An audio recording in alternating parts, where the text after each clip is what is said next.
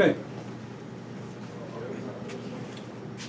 Newton's law of universal gravitation. We start with a statement: gravitational force between point-like masses, proportional to each mass, inversely proportional to the square of their separation, the distance of their separation. Then we use, let's say, these two masses as an example. Now, we have very minuscule gravitational force between these. I'm not having any trouble holding them apart. If I get them further away, the gravitational, think of the gravitational influence of this thing, kind of like a magnet, but it has a much different rule. Okay? So at this distance here, the gravitational influence of this mass is spread over a sphere about this big. Okay? If I get this closer, the gravitational influence of this mass is spread over a much smaller sphere. The surface area of that sphere is proportional to the square of its radius, meaning that the sphere over which the gravitational influence of, let's say, this ball acts is proportional in area to the square of the separation. Okay.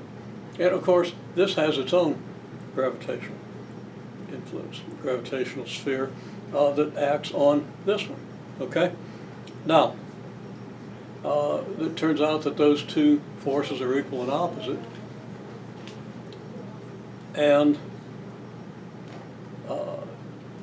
the force turns out then to be inversely proportional to the square of the separation, and that's because the gravitational field falls off as the square of the area of the surface, and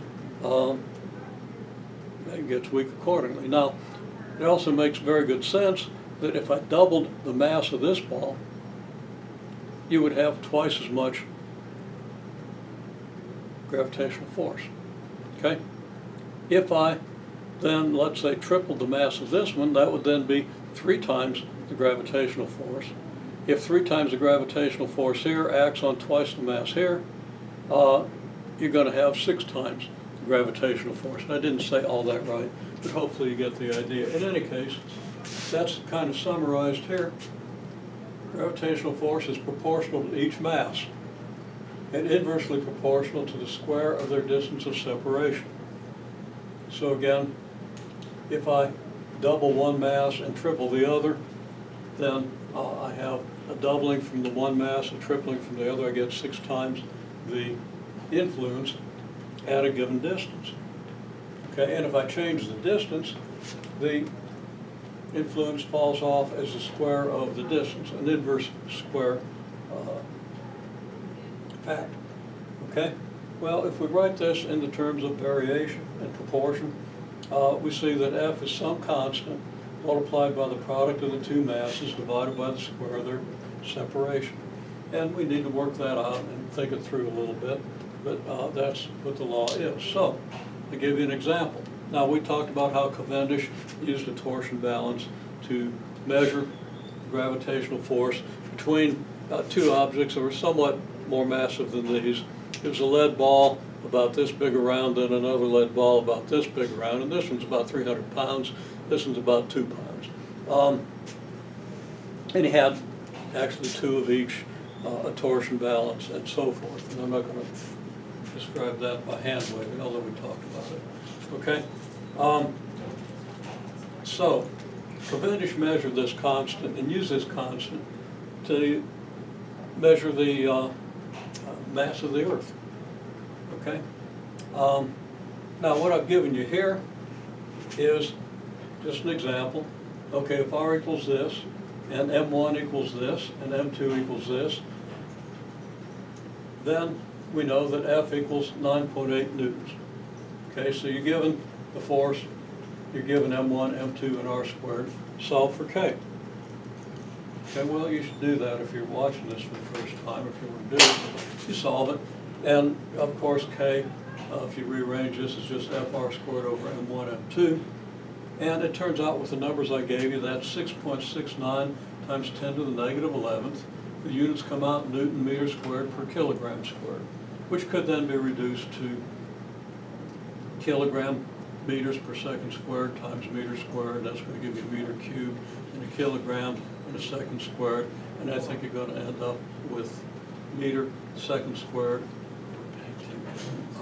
meter per second squared kilogram. But we usually express it like this, okay? Well, this constant is then what you'd have to multiply M1, M2 over R squared by. I mean, if I can't eat play food for 15 minutes, that's pretty sad. To get the force We never start off. between, force of gravity between two masses. And didn't give you completely accurate numbers here. This 6.69 measured with greater accuracy would be 6.67 times 10 to the negative 11th Newton meter squared per kilogram squared. Now, when Cavendish measured this, it's interesting because I just read that this morning, looked at his apparatus, so I can describe it accurately. We've got a Cavendish apparatus here, but it's a little different than his. Built in a shed, and it was a pretty good build. And he's kind of rich. He had an estate, so he probably has a nice shed. Anyhow, there's your more accurate value. Now, this value is actually used to determine the mass of the Earth. And right here is the approximate mass of the Earth, 5.97. Oh, incidentally, Cavendish got 6.74 instead of 6.767, but that was 230 years ago. That's an astoundingly accurate result. It wasn't improved for another 100 years. So this is the mass of the Earth. This is 1 kilogram. This distance is the radius of the Earth, so this represents the force between a 1 kilogram mass at the surface of the Earth and the Earth. And that force, of course, we know is 9.8 newtons from what we've done so far. So, it's kind of a little circular because Cavendish measured this and determined this. Now we're using this to determine what Cavendish should have measured, but still, we get the idea. Okay.